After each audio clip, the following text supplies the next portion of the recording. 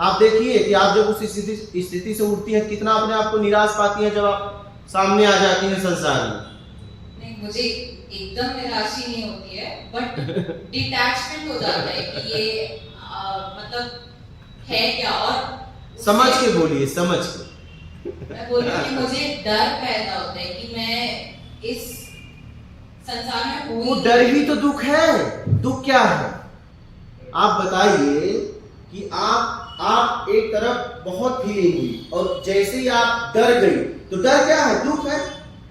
वो डर आपको डिप्रेशन में लेके जाएगा। आप डरे क्यों? आप बताइए क्यों डरे आप?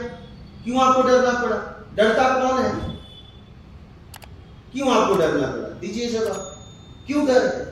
क्योंकि मैं जिस संसार में हूँ मैं उसका हिस्सा ही नहीं हूँ। मुझे एकदम अलग फील हो रहा था। तो हिस्सा नहीं है तो डरने की क्या बात है?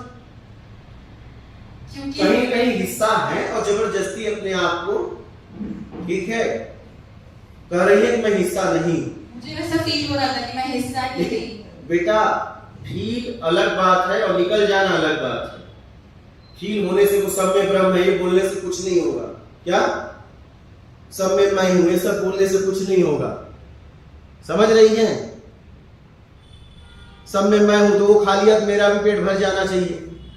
ये सब बातें हैं, इन शब्दों में मत जाइए। वास्तविकता को स्वीकार करिए और आराम आराम से निकलिए। ये सब में मैं हूं, मेरे अलावा कोई नहीं है, ये कह देना बड़ा आसान है। क्या ये कह देना बड़ा आसान है?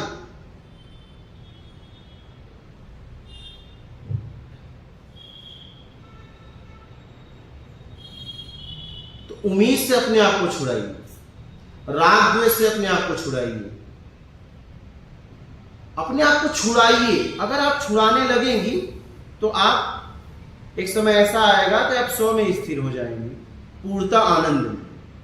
और नहीं तो क्या होगा, किसी विधि द्वारा बिना छुड़ाए आएंगी और फिर जाना तो वही है और जैसे ही वहां जाएंगे दुख पाएंगे। क्यों? कुछ आपने फील किया, उससे आप निकलना नहीं चाहती थी लेकिन निकलना पड़ा। जरूरतें हैं, कभी मेरी कभी किसी और की, और आपके अलावा कोई नहीं है। फिर ये जरूरत कहां से आ जाती है? मेरी किसी और की। बेटा ये सब शब्द कहना बड़ा आसान है, बड़ा अच्छा लगता है, लेकिन जब रेडिकल आता है करने को, जब उतारना पड़ता है जीवन में, तब वहां पे सब ज्ञान हट जाता है। क्या मेरे अलावा कोई नहीं है तो मुझे तो दुख सुख राग द्वेष मोह शक्ति कुछ होना ही नहीं चाहिए। अगर ऐसी बात है, होना ही नहीं चाहिए। हो रहा है इसका मतलब कोई और है। और अगर मैं कुछ और भी फील कर पा रही हूं तो इसका मतलब मेरे अलावा कुछ और है। एक तरफ मैं कह रहा हूं मेरे अलावा कुछ भी नहीं है, तो फील आप क्या करता है? फील करने वाला और जिसे फील करे तो वो है ना। हाँ बोलिए। नहीं, दोनों चीजें एक मोमेंट पे ये फील हो रहा है, एक मोमेंट पे ये फील हो रहा है। काफी तो फील करने वाला और फीलिंग अलग है ना, दोनों एक तो नहीं है कि दोनों एक है? अलग ही है, बट अगर बहुत इंटेंसली फील किया जाए तो ये आप समझ के ऐसा कर रही हैं। नहीं, वास्तविकता में जीवन जियो। मेरे अलावा कोई नहीं है तो फिर मैं दर्द में, दुख में, राग में, द्वेष में, फीलिंग में क्यों? फीलिंग भी कहां थी? फीलिंग भी किसकी? एनर्जी भी किसकी? जब मुझसे ही वो एनर्जी है तो उस एनर्जी को मैं कैसे फील कर रही हूं? क्योंकि फील अगर कर रही हूं तो वो एनर्जी मुझसे अलग है। तो आप बोल रहे हो अलग अलग है सारी। मैं नहीं बोल रहा हूं, आप बोल रही हो। मैं तो आपको बता रहा हूं, आपकी स्थिति आपको बता रहा हूं। मुझे अगर बोलना होगा तो मैं आपको यही कहूंगा, वास्तविकता में जियो और समझ के निकलो। क्या आध्यात्म कुछ नहीं चाहिए का मार्ग है, ये फीलिंग का मार्ग नहीं है। फीलिंग से भी मुक्त होना है, ध्यान से भी मुक्त होना है। अगर फीलिंग के चक्कर में पड़ गई तो भी आप भटक जाओगे। क्या आप 100 में स्थिर भी नहीं हो पाएंगे ना, क्योंकि फीलिंग करने वाला और जिस फीलिंग हो रहा है दोनों अलग है ना। आध्यात्म कुछ नहीं चाहिए का मार्ग है।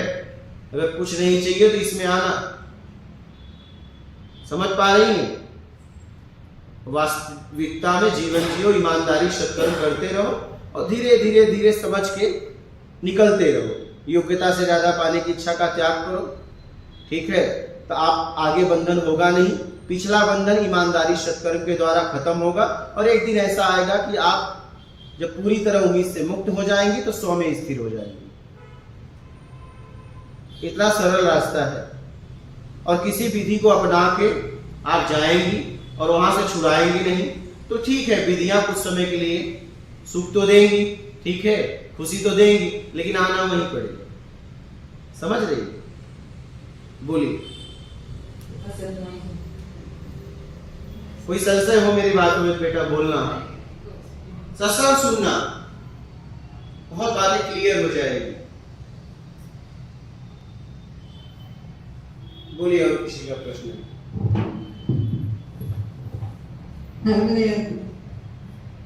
इंदु जी अशोक जी के तब से संबंध है आपका। क्या? लाइफ में। अच्छा। तो मैंने तो बहुत कुछ छोड़ा है, लेकिन अभी घर की परिस्थिति ठीक नहीं है, तो उसमें मुझे रहना पड़ता है। तो उसके लिए भी क्या? बस रहते हुए वहां जीते हुए लिखते मत हुई, अपना काम करिए, काम को काम के तरीके से करिए। सीधी सी बात।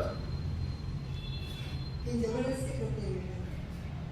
नहीं तो आप अपने आप को उस लायक बनाइए, आपके साथ कोई जबरदस्ती ना कर पाए। नहीं, उस जगह का, उस व्यक्ति का त्याग कर दीजिए। त्याग भी नहीं कर सकते। अब दोनों बातें तो नहीं हो सकती माता जी। इसलिए तो मैं आपके पास। एक तो करना पड़ेगा, या तो आप उनके साथ जियो घुटन में, या तो उन्हें छोड़ दो, या तो बदल जाए तो जियो, नहीं छोड़ दो। बदल देते नहीं बदलते तो अपनों की कुटिया का पता तो वही है, आपने बोला था मुझे लाइफ तो चली जाओ। वहाँ व्यवस्था है, भोजन रहने की निःशुल्क व्यवस्था आजीवन के लिए। आपने बोला। हाँ तो चली जाओ, पता भी आपके पास है। हाँ तो फिर चली जाओ।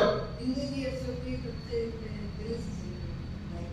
तो आपके पास पता है माता जी, वो बदले तो ठीक है, नहीं चली जाओ। मन से तो मैंने सब छोड़ दिया, लेकिन माँ की जबरदस्ती काम कराना, जबरदस्ती बेइज्जती करना पड़ेगा। तो छोड़ दीजिए ना, स्वतंत्रता तो है, इतनी स्वतंत्र तो है। इसलिए कदम तो आपको उठाना पड़ेगा, साहस आपको करनी पड़ेगी, फिर इसके बाद कोई आपका साथ देगा। लेकिन आप ही अगर आप कदम नहीं उठाओगे, आप सामना नहीं करोगे, तो आपके साथ भी कोई आएगा तो क्या करेगा? पहले तो आपको ही आगे बढ़ना पड़ेगा। अगर किसी के साथ गलत हो रहा है, अगर वही नहीं चिल्लाएगा तो अगल बगल वाले क्या करेंगे? तो पहले कदम माता जी आपको बढ़ाना पड़ेगा, साहस आपको करनी पड़ेगी। तो निकलो। कोई साथ नहीं देता है। आप अपना साथ दो ना माता जी, कोई साथ दे या ना दे, अपना साथ आप दो। और एक साथ तो आपको मिल गया, आप लोग की कुटिया का पता। आप कौन सा साथ चाहिए बताइए? कौन सा साथ आपको चाहिए? जीवन जीने के लिए भोजन, कपड़ा, मकान, और ये आपको मिल ही गया है। हाँ मतलब क्या बोल रही है? पागल लड़की है। पागल लड़की थी ये घर में। पागल लड़की से घर पे उसका इलाज कराइए, और क्या बोलूं मैं? उसको तो आपको उसका साथ तो देना ही पड़ेगा, उसका इलाज कराइए।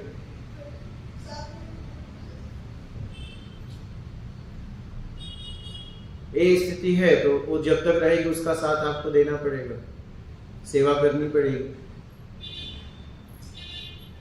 आदमी का प्रभाव बहुत ज्यादा है, किसी की नहीं सुनता।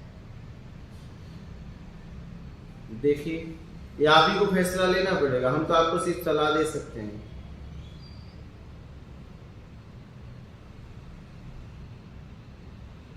मानसिक तो मैं सब छोड़ दी।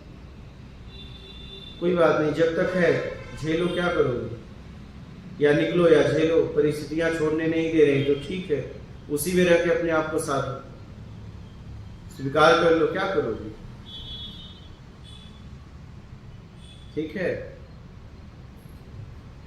अच्छा बेटा, मैं आपको बता दूं, जैसे ध्यान अगर हम कर रहे हैं तो मेरे अलावा और कोई है नहीं? बोलिए। हाँ, मैं बहुत कंफ्यूज नहीं, आप बात करिए ना मुझसे। आप मैं इसलिए आपसे फिर बात कर रहा हूं कि आप अपना जीवन ना बर्बाद करें, समय ना बर्बाद करें। अगर कोई संशय हो तो मुझसे पूछिए ना। मैं ये कह रहा हूं, आपने कहा ना कि मेरे अलावा कोई नहीं, ठीक है, तो ध्यान किसका है ये मैं पूछ रहा हूं आपसे।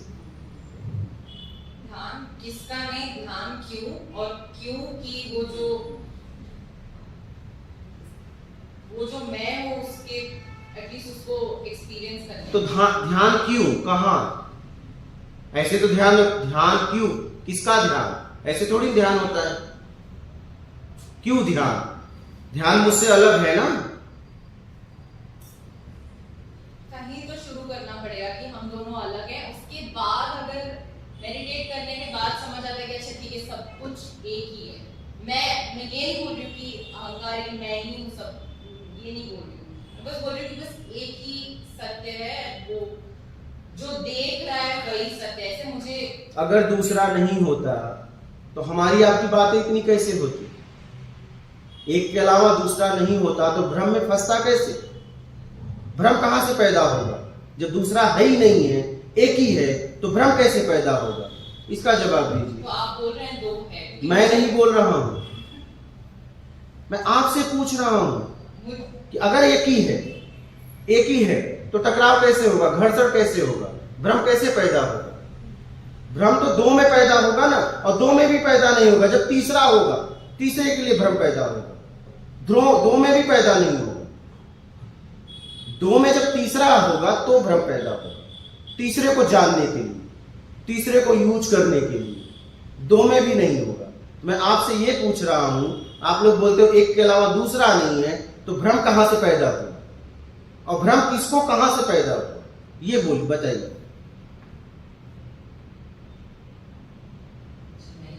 तो बेटा, शब्दों को धोना बंद कर दो, ठीक है? वास्तविकता में साधना करो, वास्तविकता में जियो। ये मत कह दो कि मेरे अलावा कोई नहीं है, एक के अलावा दूसरा नहीं है। एक के अलावा दूसरा नहीं होता तो भ्रम भी नहीं पैदा होता। आप खुद इस बात को समझिए अपनी समझ से। दूसरा भी है, तीसरा भी है, तभी तो भ्रम पैदा हुआ।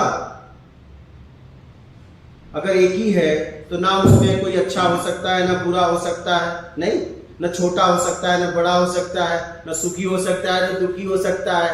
कुछ हो सकता है क्या? अगर कुछ हो रहा है इसका मतलब दूसरा भी है, दूसरा भी छोड़ो तीसरा भी है, नहीं तो भ्रम भी बेटा पैदा नहीं होता।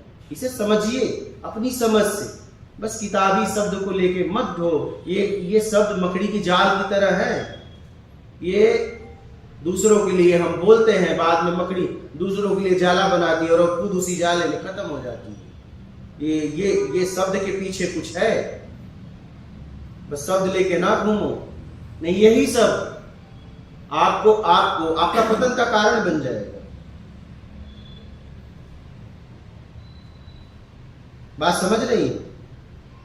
जब हमने कह दिया कि मेरे अलावा कोई नहीं, तो न मुझे कभी दुख होना चाहिए, न सुख होना चाहिए, न मुझे मेरे प्रश्न उठने चाहिए, न राग होना चाहिए, न द्वेष होना चाहिए, न मोह, न आसक्ति, न इच्छा, न अपेक्षा, कुछ नहीं, ध्यान भी नहीं।